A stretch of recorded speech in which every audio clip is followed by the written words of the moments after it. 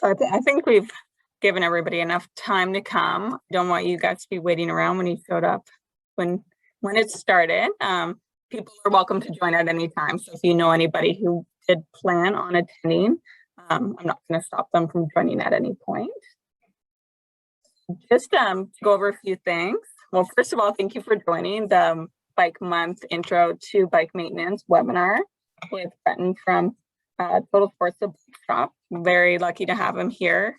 I'm no expert, and he certainly is. So he'll be taking the lead on things. I'm just really here to assist in answering questions and guiding through the PowerPoint or the presentation. So as I said before, he's the expert. As you probably heard as you entered, the webinar will be recorded. So that is mostly for you. So if you missed something, you can go back and watch again, or you can do something along with Bretton after you have an idea what he is doing. If you'd like to see Bretton bigger or myself, you can click a view and switch to speaker view. If you're on gallery view, you'll see everybody smaller. And if you switch to speaker, you'll see whoever is speaking the biggest. As we're going through, Bretton will take questions at any time.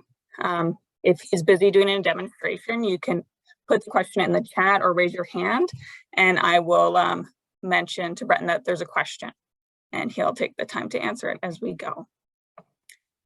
And before we get started, I'll let Bretton introduce himself and where he is, and then we'll get the show started. Now, or... Okay, yeah, so can everybody hear me? Perfect. So I'm Bretton Matthews. My parents own the bike shop in town, Total Sports. So I've been biking for a long time, since I was a little kid, and trying to learn as much as I can through the store while I'm here, whether it's bike fixing, selling, or just, riding a lot. So that's kind of the basis about me. And we're in the store right now, which finally you're able to kind of come in a little bit. It's been a long time with COVID that we've been outside, so kind of nice to be back in. Thank you, Bretton. Before we get started, does anybody have a question? Oh, awesome. So before, or as he's demonstrating, or in between demonstrations, I'm going to bring up a slideshow. But when he is demonstrating, I will take the slideshow down so you can see Bretton bigger. And again, ask any questions you have while he's demonstrating, and we'll make sure we get that answer for you.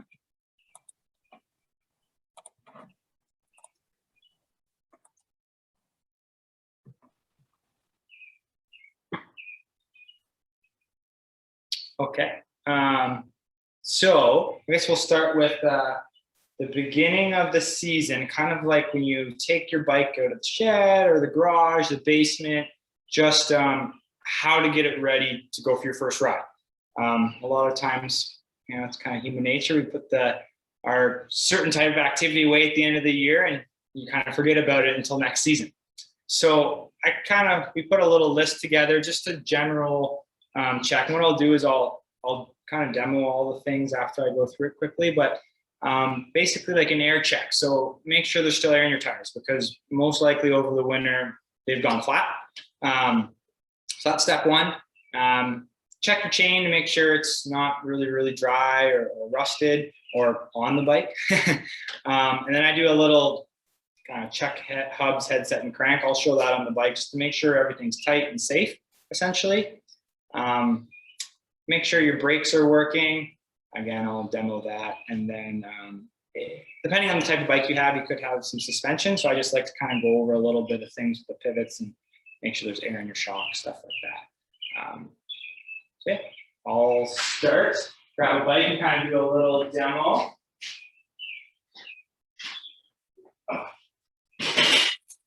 Okay. See if everybody see the bike, or am I too close? Yeah. A little too close.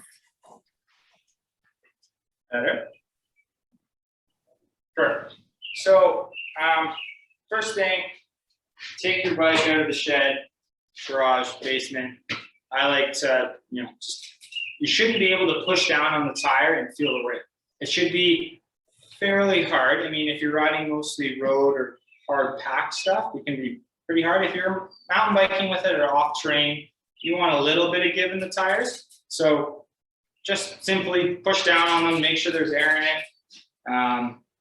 If not, we'll get into actually putting air in the tires, but I'll kind of go through the whole list first. So make sure there's air in it. And then my little headset crank and hub test, I grab the front brake, and if you put your hand, this is called the headset, so where the stem of the bike and the handlebars meets the frame. You put your hand here and you kind of rock the bike back and forth holding the front brake. There shouldn't be any clunking. If it is clunking, the headset is loose. So it can be kind of as easy as tightening some bolts. Depending on what bike you have, could be a little different. If it's an older style with the red here, you see like kind of a big nut here. Pretty simple, grabbing a big enough wrench to tighten that down. If it's a newer style bike that has two stem bolts on either side, one in the center, what you're going to usually, it'll be a 4mm Allen key or a 5mm Allen key. You'll loosen off the two side stem bolts first. And then what you'll do is you'll tighten that center Allen key. And so as you rock it back and forth, it's not loose. And then you don't want to go too tight, because sometimes if you tighten that down too much, it compresses the bearings and then the bike won't turn. So it's kind of finding that happy medium between the bike being able, no clunking back and forth, and still nice and smooth to turn. Once you found that, tighten your bolts back down, and that would be your headset. Again, when you go to the hubs, just grab the wheel, rock them back and forth. You don't want to be clunking side to side. That's just unsafe. Can be a little more complicated getting into tightening in your hubs, but kind of just leave it at that for now. If you have any questions on how to do that, I can kind of go over that. And then crank, same thing. What I do, you just kind of wobble it side to side. You just don't want any movement. Any movement that's kind of clunking just wears the part down faster or can be unsafe. So again, depending on the crank you have, some will have some bolts in here to tighten. Usually it's an 8mm Allen key. There's a lot of different styles though, so it kind of is bike specific. That would be my kind of quick bike check, just when you take it out to make sure nothing's really loose when you go jump on to ride it. The next thing would be your chain. So if you have, it's always good to maybe after every ride or every third ride to just check your chain to see if it's dry. If it's dry, you're going to want to re-add some bike fluid. Lots of different brands. I like this T9 Bow Shield stuff. It's really simple to lube a chain. I don't know if you're going to be able, I might put my bike on the stand so you can actually see it. It's a little low.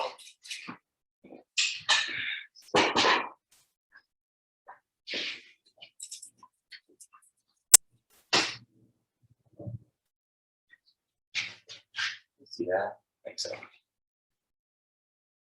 So what you'll do, I like to use the bottom part of the chain, because if you try to lube it up top near the cassette, gears here, depending if your bike has a disc brake or not, if you get oil overspray under the rotor, that's how a lot of the times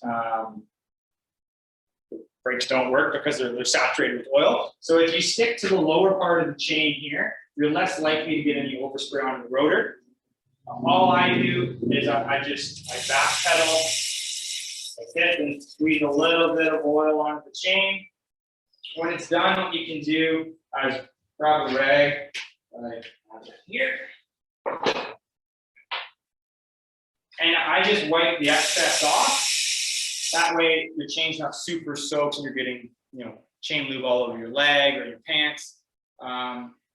Some lube will tell you to let it sit for a little bit. So depending on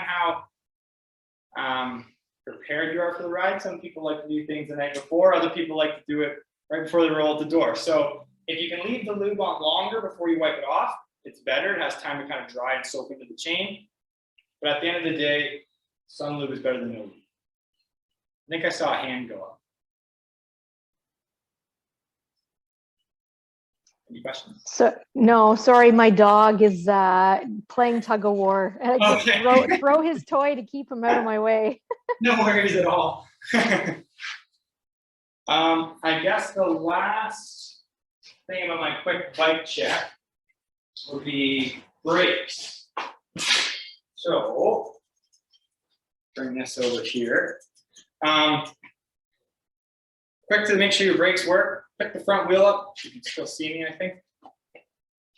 And it should spin freely. Then I like to kind of grab the brake. Quickly, it still spins, because sometimes you'll see with the back, it doesn't spin too straight, and it kind of grabs. And you don't want to be going out for a ride when your brake's dragging, because it just makes it a lot harder to pedal, more resistance on it. So that would be, make sure the wheels are spinning freely. It could be as simple as I've seen sometimes when bikes come out of storage, the handlebars are spun around, so the cables are kind of bind. So like I said, it could be as simple as just untangling those cables so that it's straight again, and now your brakes are free. Obviously, it could be, depending on how long the bike has been in storage or neglected or whatnot, maybe you might need some parts, but sometimes there's a good chance that it's just the cables are taut, and then it's pulling on the brake, making it stop.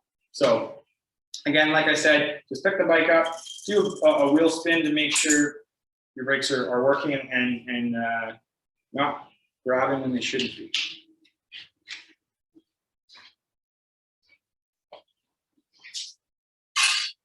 I think that was all my kind of first thing to do when you take the bike out. I just double check the slideshow quickly.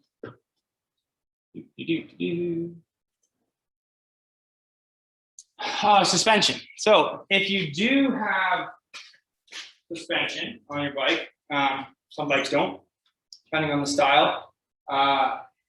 Some bikes have air suspension. So again, if it's been sitting for a while, the bike probably will have lost air in the suspension. So a quick check. You just want to push down and make sure it's not falling right down. It needs to have air. You most likely have a shock pump. If not, the local bike shop probably has a shock pump. And you just want to add a little bit of air so that you're maintaining your bike so the suspension's working properly. Not all bikes have it, but if your bike does, you probably have the tools to put air in it. Yeah, that's basically it, because like I said, tires and suspension will lose air over a course of a couple of weeks or months.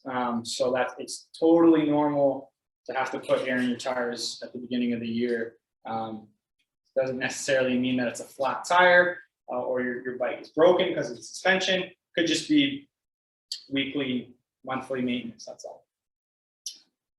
I think that's that first slide.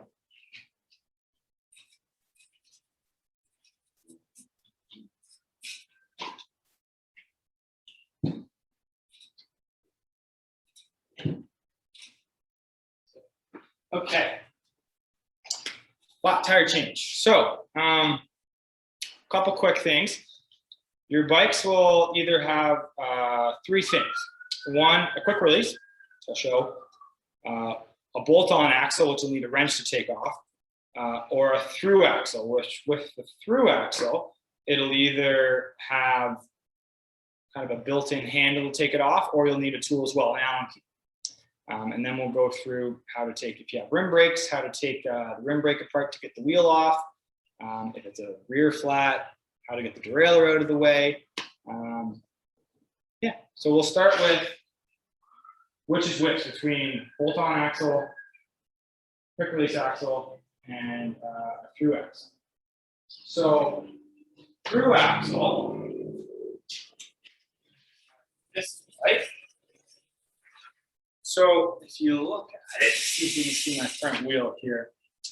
The axle actually goes straight through the fork.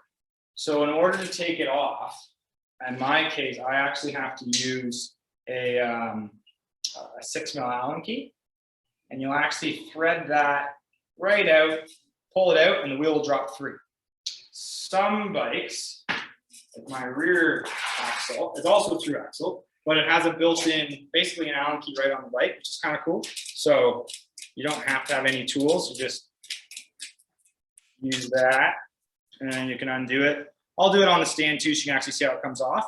But some through axles have a built-in handle. Other ones will look like the front, which is nothing. You actually need a tool. Usually 6 mil Allen keys. Like I said, every bike is different, but a 6 mil Allen key will help you take that off. Then other bikes.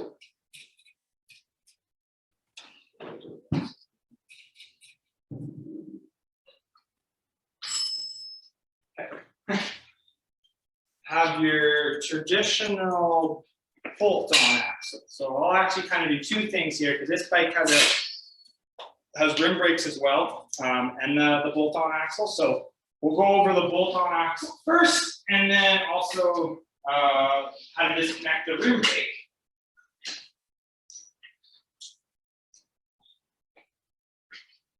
Close.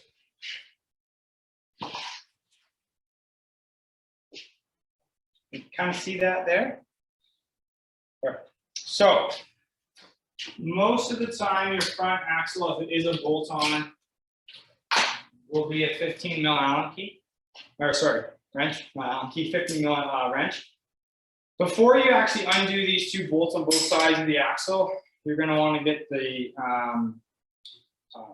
brake apart. So a rim brake or a V brake, it is simple to take apart, but it looks a little harder, but it's a kind of a simple trick. If I can angle this properly so you can see.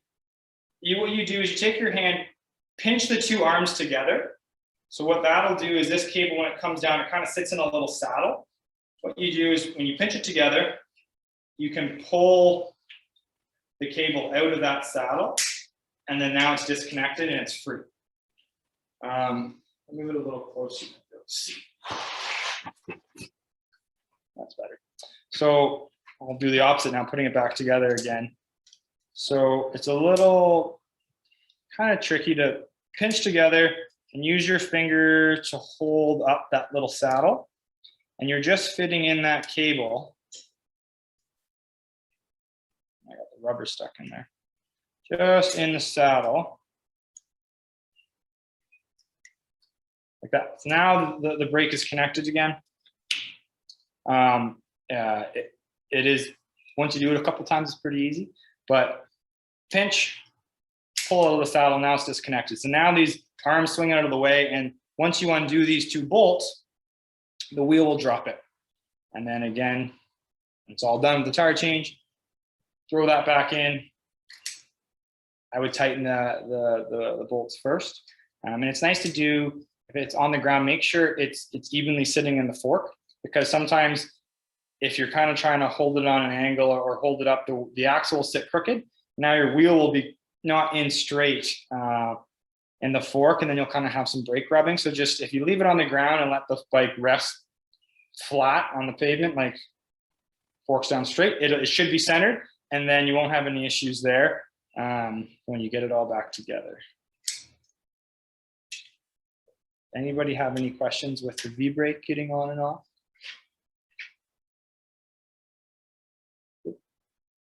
Perfect. So I'll go to the quick release next, and then I'll actually change a flat with that bike because it actually needs to be done. So we'll do that.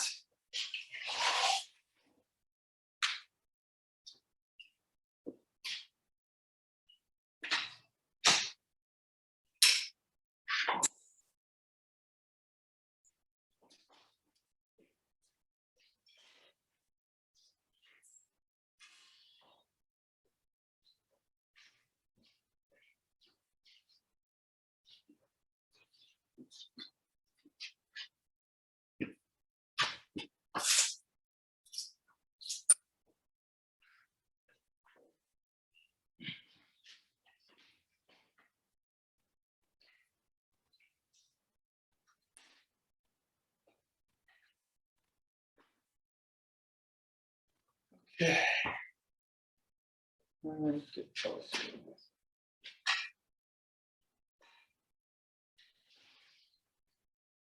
So there we go. So the third style will be a quick release axle. You'll know that because it has kind of an arm that comes out, and if you, can everyone see me still? Yeah. Pull that arm, you'll see the wheel will come loose now. And then what you do is on the opposite side, you'll back off this nut a little bit. Don't take it all the way out. It's not necessary. So once you back it off enough, that should fall straight through. This bike has disc brakes, so there was no need to disconnect the rim brake. But obviously, if you had a rim brake quick release bike, disconnect the brakes first, then do this. A quick note for people with disc brakes. When the wheel comes off, the rotor's not in between the pads anymore. Try to avoid pulling the brake. So what will happen is, if it's a hydraulic brake, the fluid will actually compress through and the brake pads will stay tight. And then when you go to put your rotor back on or your wheel back on, it won't fit. And you'll kind of have to get a little, a clean piece of material to open those pads back up. So if you can avoid touching the brake, well, sometimes it happens by mistake, but just try to remember not to grab the brake with the wheel off. That way you won't have any problem putting it back on. Okay, so changing a flat. First of all, let me grab a tube, 1 second.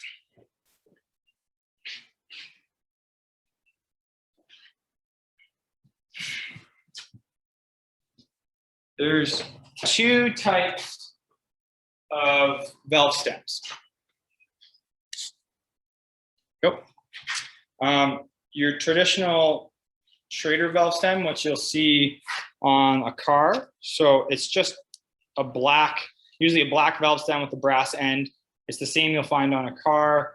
It's probably your most commonly used valve stem. Or your second one, which a normal pump will work on that, gas station pump or a compressor.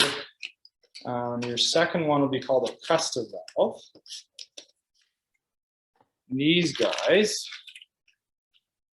are your skinny metal ones. So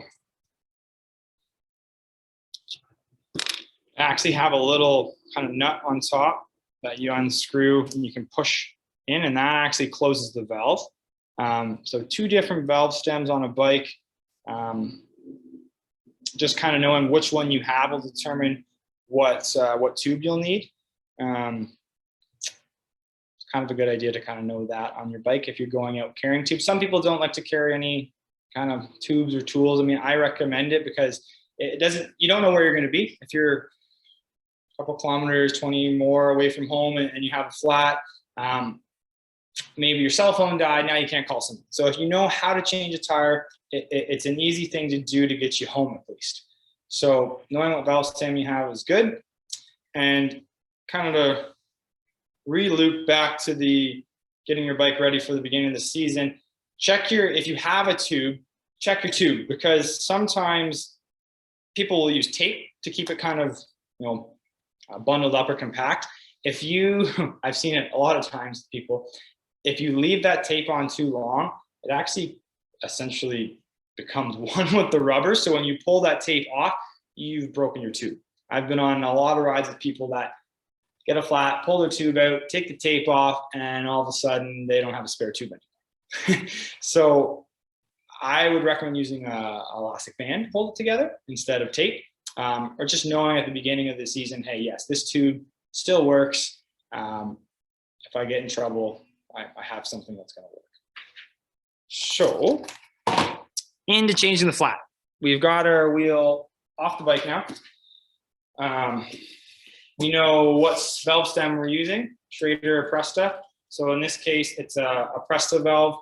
They usually have a little lock ring or nut that goes on the valve stem. So you'll screw that off. And then now that allows the stem to kind of move freely. So some people like to use tire levers. It helps to kind of pry the tire off the rim. But I'll show you a little trick. So if the tire's gone flat, flat, flat because it was a big hole, there's no need to let any more air of the tire. Sometimes maybe it's a pinhole and the tire has gone slowly flat. You're going to want to release all the air in it. So if it's a press the valve, it's as simple as pushing that nut and rod down so that all the air comes out. If it's a straighter valve, you can kind of use your nail sometimes inside the valve stem. There's another little rod that you can push in and air will come out. Because if all the air is out of the tire, it's a lot easier to get it off the rim. So what I always do is I take my fingers, my thumbs, and if you push the bead of the tire is what actually hooks the rim. So if you push that to the center of the rim all the way along, because you'll have more room in the center of the rim. Do that on both sides. All the way around. So now there's actually more room. It's actually looser on the wheel or the rim. But two things. One, if you can see here, like that. Take your thumbs and you push up and then pull towards you. You'll actually get the bead over the rim. And you can work it all the way around, and now that comes off. If it's a tighter fit, they do sell tire levers. What you can do is actually hook underneath the bead and pull it over. And then now you can use that to push and get that rim or tire bead off of the rim.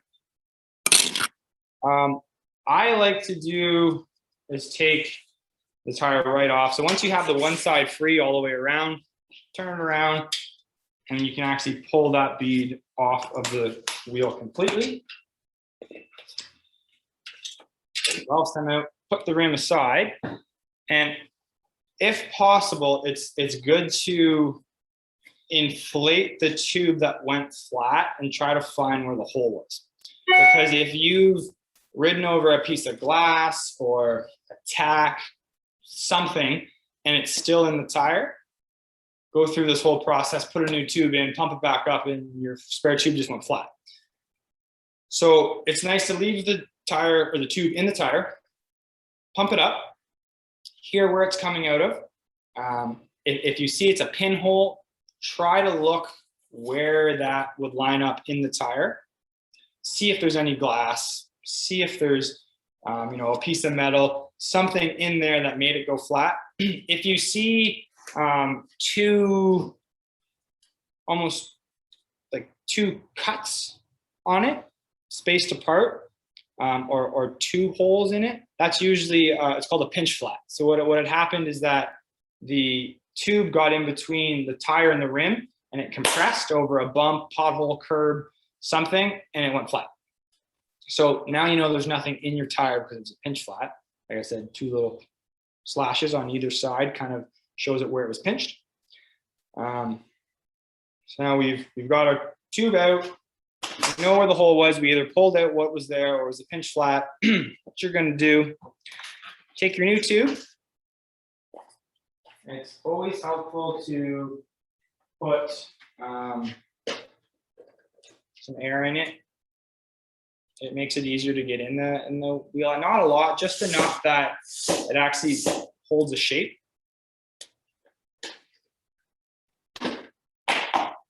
We'll do.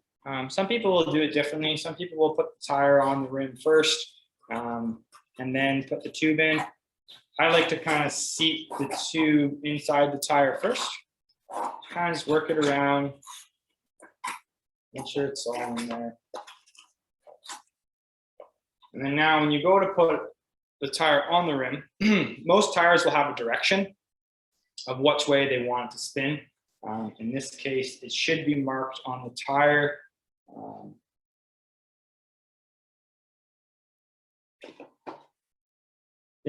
With an arrow. So that's this way. You'll grab the wheel. If it's a disc brake, always remember it's the left side the disc brakes on, so that when you put tire rolling the proper way, you're putting on the rim right. So what you'll do is you'll find where the hole is in the rim for the valve stem. Here. And I start by, get that in first. And then what you'll do is you just work one side of that bead around first. And again, if you get right to the end and it's really tight, because some tires they just fit tighter on a rim than others, you can use the tire lever to pull that up. It's nice to use a tire lever instead of, I've seen people use screwdrivers. Screwdrivers, one, wreck your rim because it scratches it, and two, it's a little sharper. The tire levers are usually plastic, so it's less chance of damaging the new tube or the tire. So once you have one bead on, flip it around, and I always start at the valve stem because it's a lot harder to finish there because there's more material here. So if you get that started at first with your fingers or your thumbs and you work that around, what you'll see sometimes the tube will try to pop out like this. Just pushing it back up inside before you kind of force the bead over it to prevent a pinch flat again. Just kind of check that as you're going along.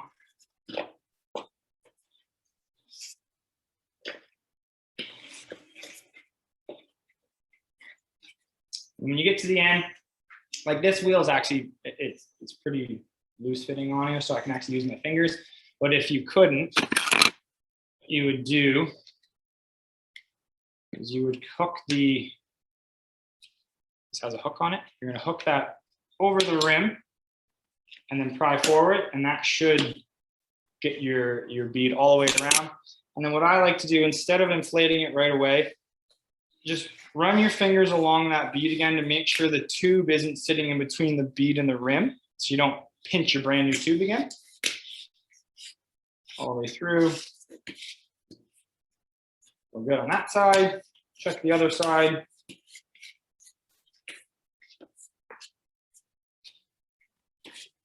We're good. So if you're at home changing a tire, you might have a floor pump or a compressor. But if you're on the road, chances are you probably don't have a floor pump with you. So also getting to know your equipment. So whether you have a CO2 cartridge, with this is called a chuck, which actually gets the air into the tire for you. So know how that works before you have a flat. So you know how to actually get air back into the tube, or a hand pump. So just a smaller version of a floor pump. Just kind of know how your equipment works first before you have to use it. It's a lot easier when you're not stressed or flustered to learn how to use something than to be on the side of the road or the trail trying to get it back together, not knowing how it works. Especially with CO2s, because most of them, as soon as you thread that cartridge onto the chuck, there's a barb or a point in it that punctures the CO2 cartridge. So it's almost a one and a done. As soon as you use it, it's done. So if you don't use it properly and you only have one or maybe two, you can't get that back. So just knowing how that CO2 cartridge and chuck works first is handy. I like these because they're super compact. It's not, you don't have to have a pump on your bike, but I know other people like this because you can use this over and over and over again without having to buy multiple cartridges. It just depends on what you want to use.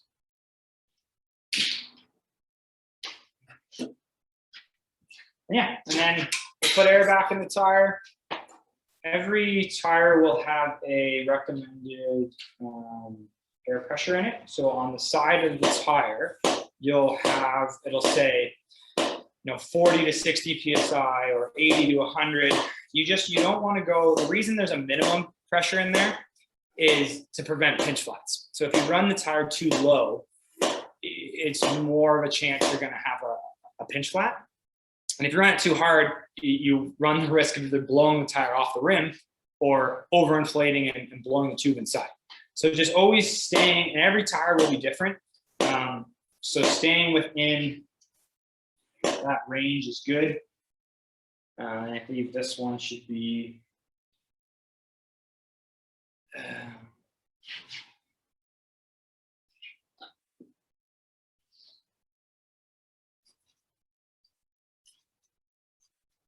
35 to 65 psi. So I'll put 50 in just to be in the center.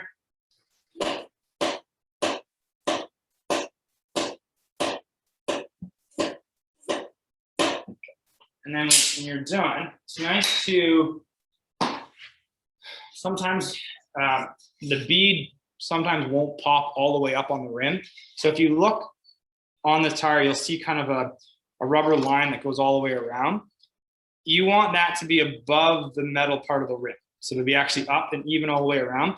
Because if it's not, you go to spin your tire and there'll be a hop in it because the tire is actually lower in the rim in one spot. So if you just follow the rim around, see if it's even all the way through. If it's not, with some air in it, you can actually pull it up with your hands and it'll pop up. You'll actually see it. A lot of the time when people are making their bikes tubeless, when you pump it up and actually the bead seats or gets above that line I'm talking about, you'll hear a ping. And that's totally normal. It's just the bead seating with the rim, and there's nothing to worry about there. But just checking both sides all the way around to make sure that it is even. So when you put it back on the bike, you don't have a weird hop on the tire. And then if it's the Presta valve, we'll screw that little nut on there, kind of hold the valve stem in one spot. Again, if it's a Schrader valve, you don't have to worry about this. And it's important with the Presta valve that the little brass nut that's on top that you close it because it'll just lose air if you don't. And then there's our tire change. Putting it back on the bike. Just line the rotor up. Everyone can see me, I think. Line the rotor up with the disc brake with the caliper so it kind of goes right in between. You'll want the lever open. It fits in. Again, like we talked about on the first bike, make sure it's sitting evenly in the fork so it's straight, not on an angle. That'll affect how the brakes are working. With the quick release, what you'll do, so on the side where the nut is, you'll screw it in a little bit. And it's a little bit of working back and forth to see. You don't want this super loose. You don't want it crazy tight. So give it a few spins, try it. And then that's too tight. Off. That's too tight. That's perfect. And when it goes in, give it a spin. It shouldn't rub the brakes if it's in straight. And you have a tire change. I'll show the back wheel on a bike quickly, just to how to get the derailleur out of the way.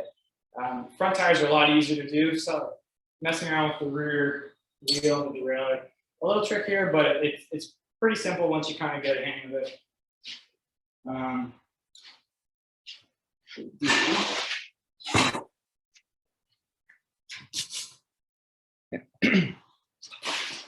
So if it's the rear wheel, I like to get the bike in the lowest gear. It just gives it's easier to take on and off with the clustered gears with the cassette at the back. So what you'll do, this one's a quick release again. Pull that quick release. And the front, you have to actually undo this nut because the fork actually has an inset. So the quick release sits inside of it. So it's a safety mechanism. So if that front quick release comes loose, it doesn't just fall out. The rear and the frame doesn't have that. So you don't really actually have to twist this off at all. Once you loosen or open up the lever of the quick release, the wheel will drop out. But if you take the derailleur and you flex it back, that'll make the wheel pop out a lot easier. And especially if it's in that lowest gear.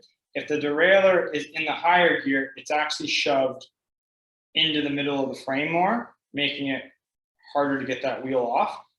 So if you put it in the hardest gear, or the smallest gear, the back, it's fully collapsed, far out of the way it's going to get, and you just pull it back so it kind of gives you more room for that cassette to fall out. And you go to put it back on, you want the chain in between the cassette like that, and if you do the same thing, pull it back, it'll fold up the side. And when you're in, all you do here, is just tighten the quick release. Just like that. I think that's everything for the tire change, unless anyone has any questions.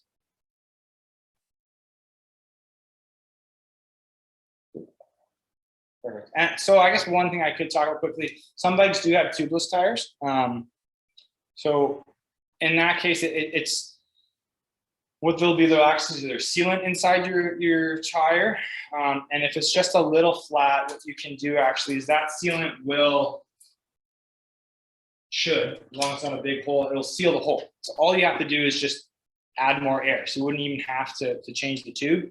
If it's a really big hole and you've actually, the sealant won't seal it. Same thing, you take your bike off or your tire off, and then a tubeless tire has a valve stem that you'll unscrew out, put in your pack, put in your back pocket, throw the tube in just like we did before, and you're set. So just knowing if your bike is tubeless or non-tubeless. If it is tubeless, I would add fresh sealant every year because it will dry up. It does its job. So, yeah. So go to the next slide.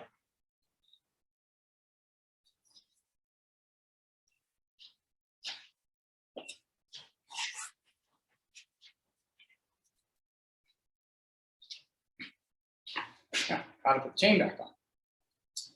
So, kind of two things. So if the chain comes off the front and it's stuck down there, let's bring this over here. Can you see that any better? Not really. A little better. So chain comes off the front and falls in between the ring and the frame. Depending what gear you're in, you could have been in, gear 2 or 3 on this big ring in the front, and then the chain's now kind of binded, and it's going to feel stuck, chain stuck, or you can't get it up. So what you should do is if you get into the easiest gear in the front, so gear 1, now that releases probably the tension that's there. What you can do is if you take your hand, just like we kind of did taking the back wheel off, pull the derailleur forward. That gives more chain. Pull the derailleur forward, that gives more chain slack. What you can do is, it makes it a lot easier than trying to pull this up. When you got slack, it's a little easier to work with. You can put it in that granny gear, or, well, the granny gear, so the derailleur will be there. Let that go. Now the chain's back on. Now you can shift into the gear you were just in, whether it's 2 or 3, whatever it may be. It's pretty simple. The biggest thing I try to tell people is if you are riding, your chain comes off, sometimes it is what it is, and you don't stop pedaling, you jam it more. But if you notice it's coming off, stop pedaling, because then you won't drive that chain in there further and further. But sometimes it happens, no big deal. Pull over, get off the road or the trail.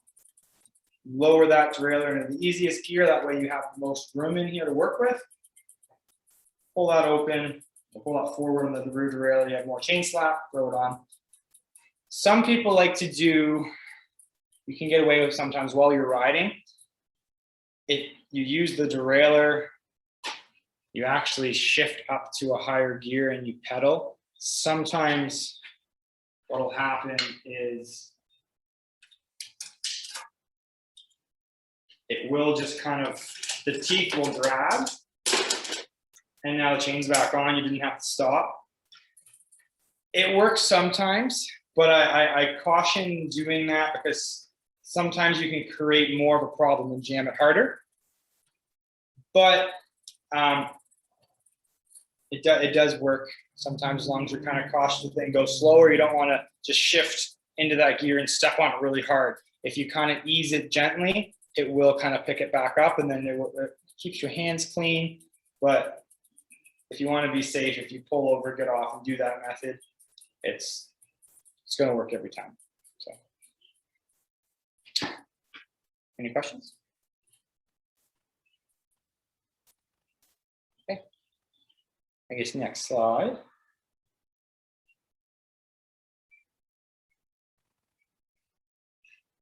Cool. Cleaning. So cleaning your bike is really important. Not only make your bike look good, but it makes it last longer. Because if you constantly ride your bike with a dirty chain, your metal on metal contacts with the chain cassette, the rings in the chain, now you have grit in between, and it's like essentially sandpaper. So you're going to wear down your drivetrain quicker. So if you keep your bike clean, it'll last longer. Same as if you have a full suspension bike, just the pivots, if you get stuff, it wears it down faster. Just keeping the bike clean, dirt-free, not every single ride, but as much as you can, it'll make the bike last as long as it can.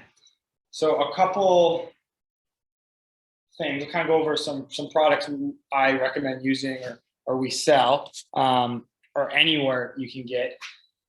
And then the do's and don'ts. So a lot of people, I've seen people use pressure washers. They're great. It gets the mud off quick, and it's less work. You don't have to use any brushes. It's awesome. You can still use them, but avoid the hubs, the bottom bracket, and the headset, because what you actually end up doing is forcing that dirt into the bearings. Now you're gonna wear out your bearings sooner. So the bike might look clean, but you're actually just driving that in further.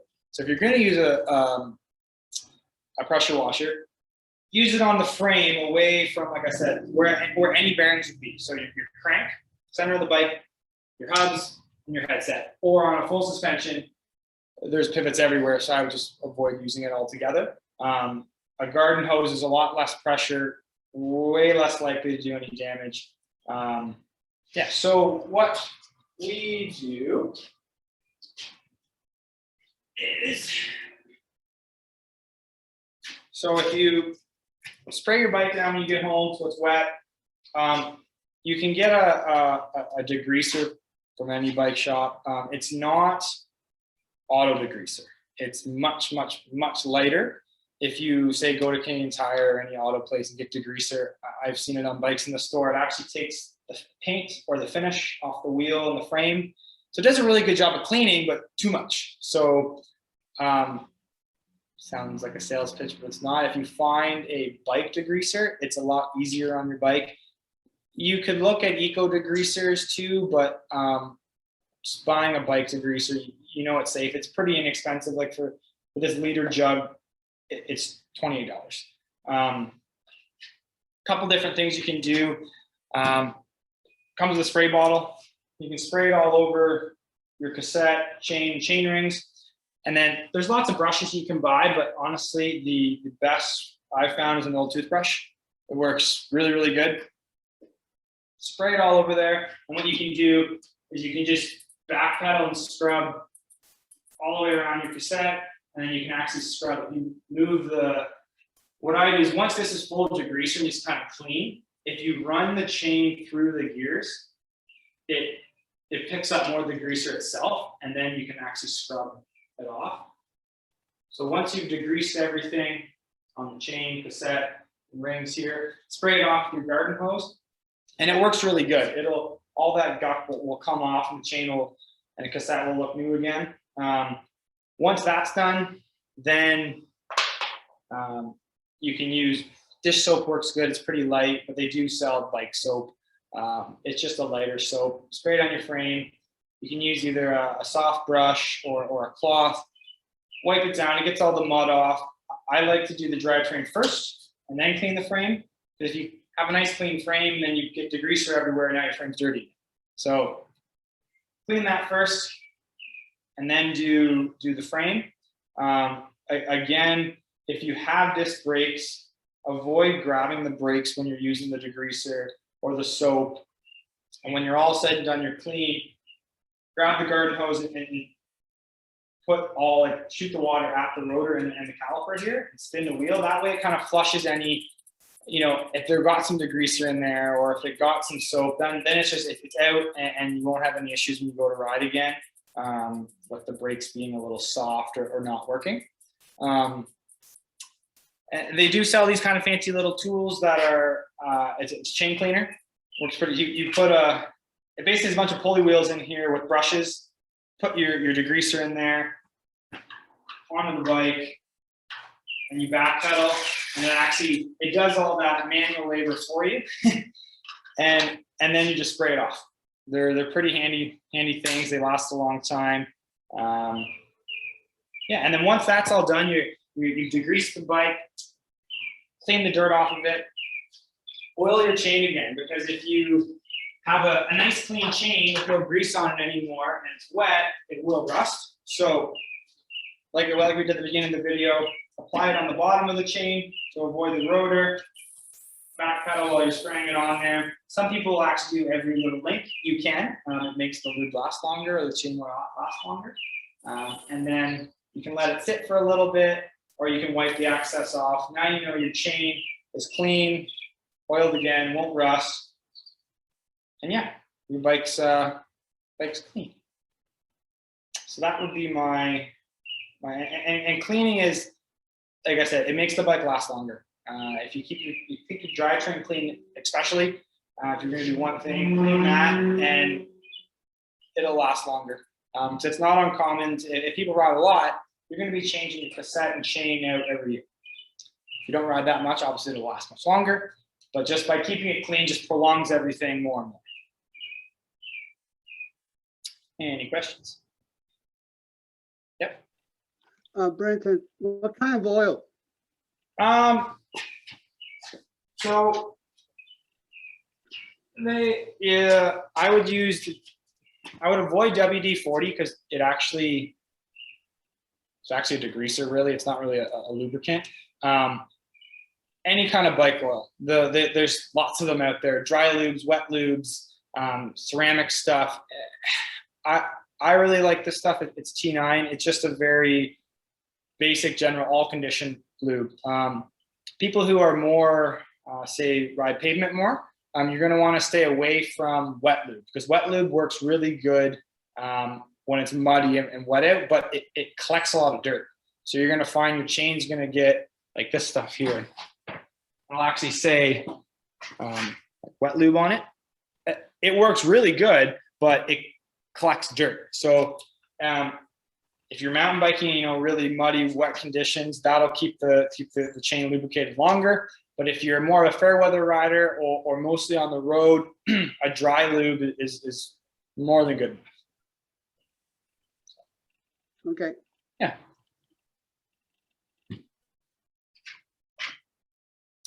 Any other questions? Cool.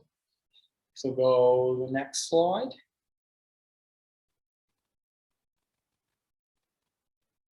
Yeah. Okay. So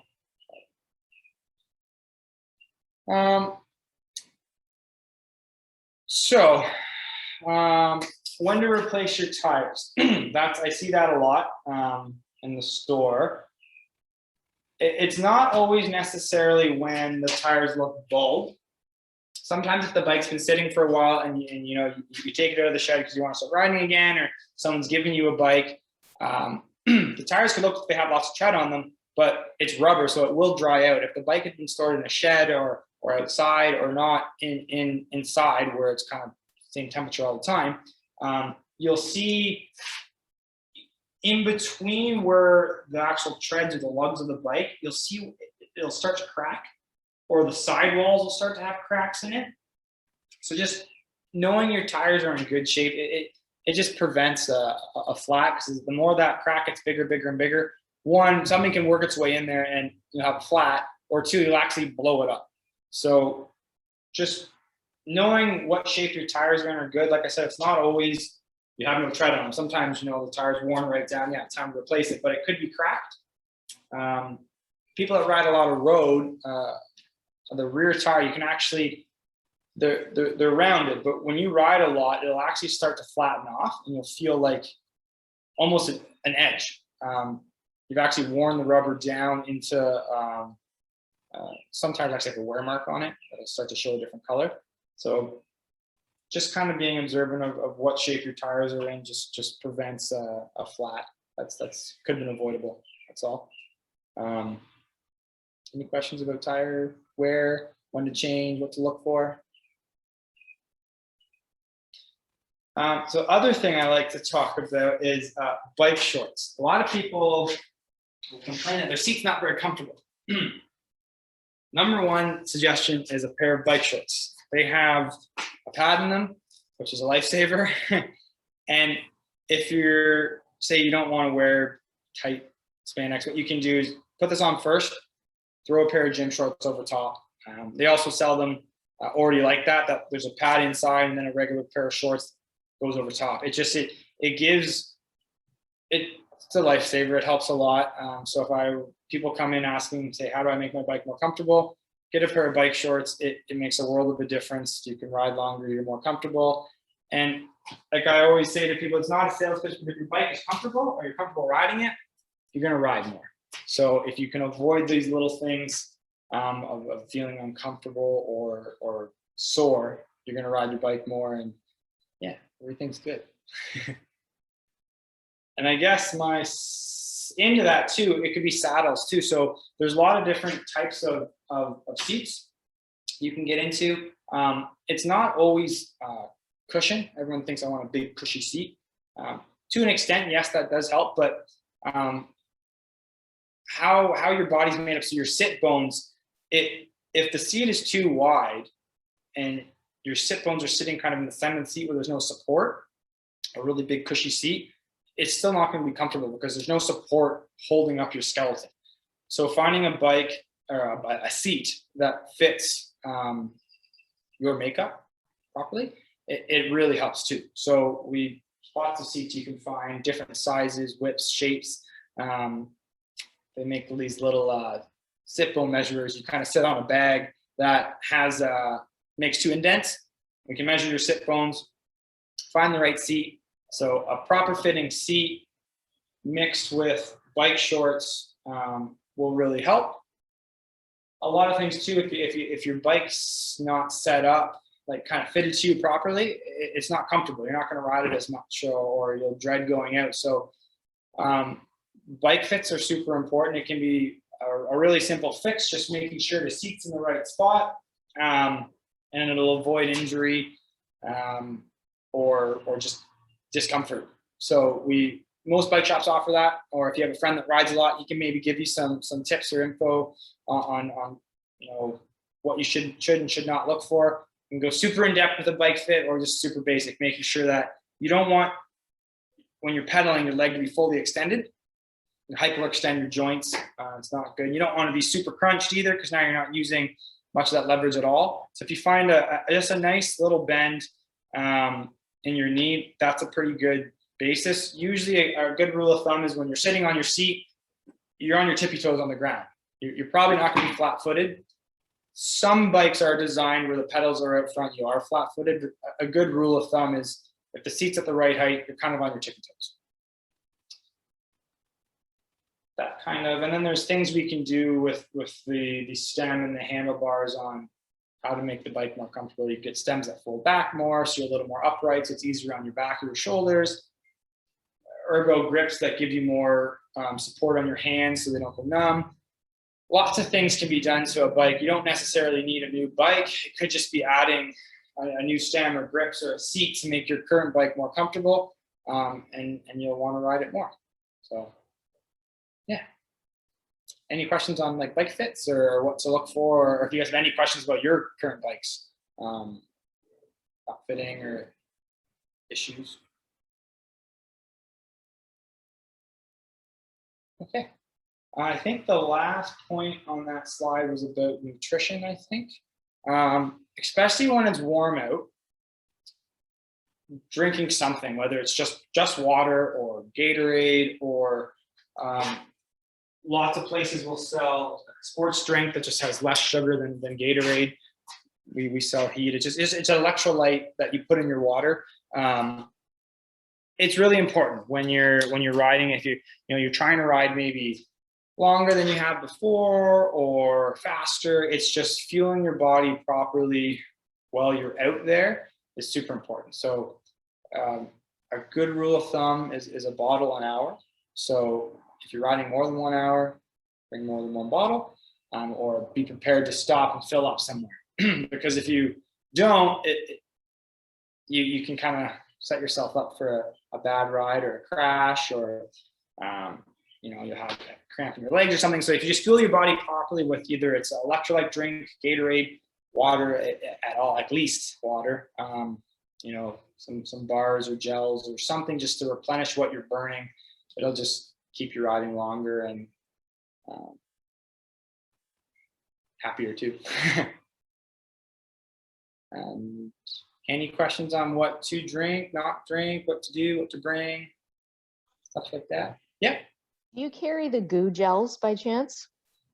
We have Hammer, and right now we have about 10 different flavors of Hammer gel. So I know a lot of people do like the goo stuff. It is good, but yeah, we have Hammer stuff. It's a lot of different flavors. And you can get them in little just individual servings, so you don't have to buy a big jug if you're not sure if you like it or not. Same as the Heat stuff for like electrolyte drink, you can get it in little packets. So you don't have to buy a big jug and not like the flavor. You can just try a little individual serving. But the Hammer stuff works well. I find a flavor you like and it's good. Any other questions? Cool. I think, check the slide again. I don't know if there was another point I'm forgetting that I shouldn't be forgetting. There we go. It's back on this one.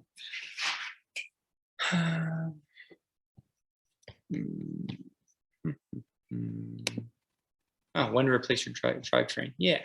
So,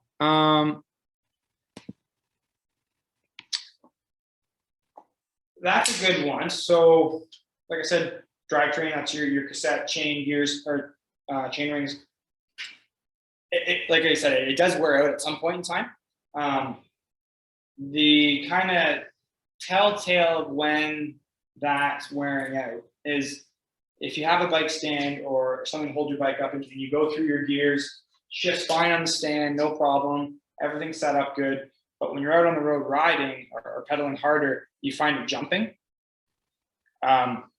That's a good sign that the chain's worn out, because now you've actually, when you ride longer and more, the chain will stretch and you'll actually wear out the material of the chain and on the cassette here. So there's bigger spaces. So now when you put more power down, it's actually pulling off of this cassette here. So like I said, if people ride a lot, it's not uncommon to do a drivetrain a year.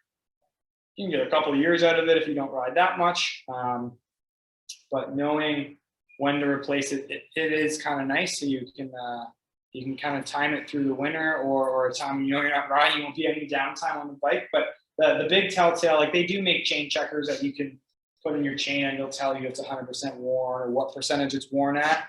But the big tell is when it shifts fine on the stand or when you're pedaling lightly, but as soon as you pedal hard, it skips. So that would be kind of my 2 cents on when to change a drivetrain, how to know that it is the drivetrain. Yeah. I think that's it. Any questions? Sure. This one is more of like just a general your shop question, but my wife's bike hasn't been tuned up in like probably a decade. Yeah. What's your guys turnaround right now? We're caught up a little bit right now. We're just about a week right now. We were 2 weeks, so it's better. We also do book people in like an in and out appointment on Tuesdays and Thursdays. That's pretty popular. So I think I'm the second week of July now for that. But like I said, you can come by anytime. You bring it in on the Monday, probably get it back by Saturday, if not the following Monday, and then you're set. Or if it's not a big issue, like the bike is still working, you can schedule it in. So it's only a day you're without it. Cool. Yeah. And just one more question. I'm doing like a huge ride on Saturday that's probably like 4 times longer than any ride I've done before. Just what should I throw in my pack? Like, what is just good stuff to have? Like a spare tube, I guess. Yeah. Yeah. So just anything you can recommend. So yeah, you're a little multi-tool or something that like you don't need to go crazy with it. Just your basic Allen keys that if something came loose on the bike, you could tighten it up and not be kind of stranded. So a little multi-tool, or at least at most a 4, 5, and 6 mile Allen key. At least those will help. A tube is good to have, and then something to fill it up, whether it's CO2 or a frame pump. That's kind of your basic safety kit or repair kit. Some people like to put tire or tube patches in there too, which isn't a bad idea if you're riding really long and you put a tube in and you flat that tube. At least you could have a backup. So yeah, those basically a tube, tool, and something to inflate the tire with, and then tire levers too. Some people like to use the tire levers, so that'd be good. And then as far as in your case, if it's a longer ride that you've never done before, eat as much as you can on the bike. So not so much, like bacon and eggs, stuff like that's a good thing to start with because it'll fuel your body, but try to drink a bottle an hour. So, and usually the biggest thing is when you're thirsty or hungry, it's too late. You got to kind of do it before that happens. So whether you're using Gatorade or whatever in your bottles, just something that has salts and electrolytes, especially if it's hot out. I think this weekend's supposed to be pretty good, so that shouldn't be a problem. But try to drink a bottle an hour, have some granola bars, or if you like gels or something, just to kind of top up. That would be a good thing, because if you fuel your body while you're riding, you're giving yourself every chance you have to keep going. So yeah. Thanks, appreciate it. Oh, yeah. Any other questions, guys?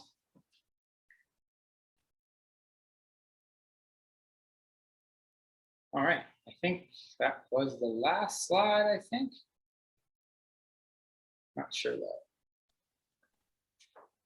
Yeah, so our kind of our services we offer here, there's multiple different levels of a tune-up. I mean, our most common ones, the beginner tune-up, just kind of sets the gear, sets the brakes, leave the chain. It's just a basic tune-up. And as you go up through the rest of them, whether you need some bearing service in your wheels, or a new bottom bracket, new cables, you can go all the way up to that elite tune-up, which it essentially tears the bike down and rebuilds it. So you're getting everything has gone over, replaced if it needs to be done, and a bike clean as well. So we're a full service shop here, so we do fork rebuilds too and shock rebuilds. So if you do have suspension on your bikes, we can do that in-house, or if not, if it's a little more complicated system, we do have places we can send it to get it fixed for you. But other than that, simple as tire changes we try to do within a day to people.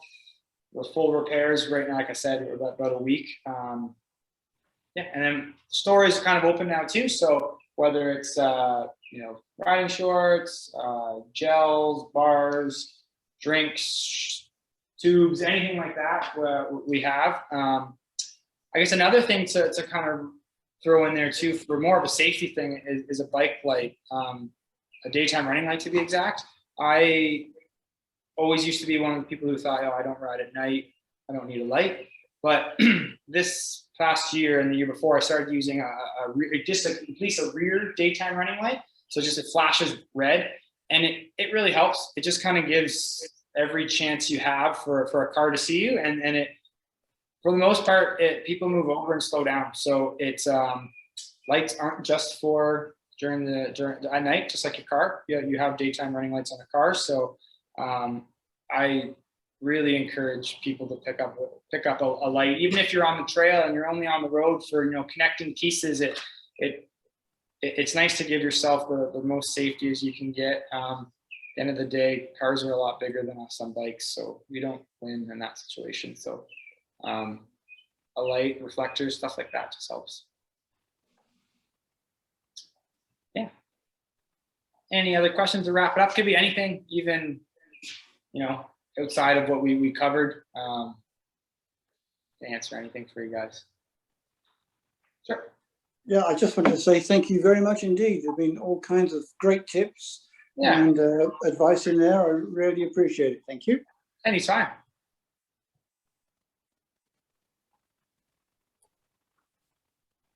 And I got an old bike, and the front shocks don't seem to go down.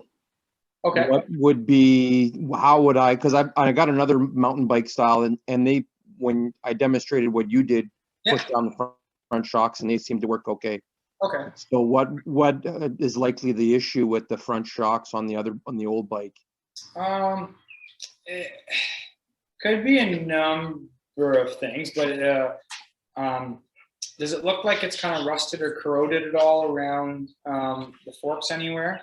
Not really that I could see, no. Yeah. So, I mean, depending on what it is, if it's an air fork, it can be rebuilt. Usually coil forks that you don't put any air into it, they're not really rebuildable, but they do get seized sometimes. So you could try putting, some light grease or maybe a little bit of WD-40. I would be kind of caution that might free it up a bit. On the outside, on the stem part? Yeah, like on the stanchion sides, and then that way you can kind of work it in.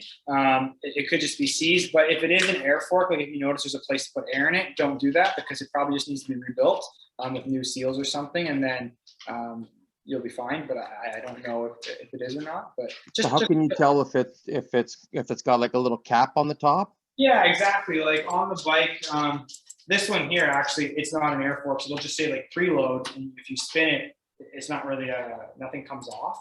Where another bike, you'll see most of them will actually have on the cap, will actually say air, so you'll know that if you unscrew that, it looks like a valve stem underneath. So Gotcha. Okay. yeah.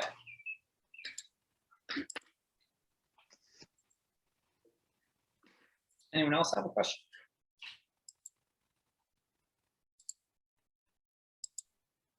What does a pair of bike shorts run? Basic ones for $70, and they're the best $70 to spend, especially on a longer ride. Yeah, I believe we have all sizes here too. So yeah, I'll probably come see you tomorrow. Perfect. 9:30 to 4, Monday to Saturday. Thank you so much, Bretton. As I mentioned to everybody, I'm gonna email out the recording of this so you can review things. And I'm also gonna leave up the last slide, which is just the contact information for the store, so that you can reach out to Bretton at the store. And I'll also add that to the email, so you'll see it there. But thank you so much, Bretton, and the shop too. Anytime. Appreciate being a part of this. It's cool. So it's nice to get as many people out on bikes as possible.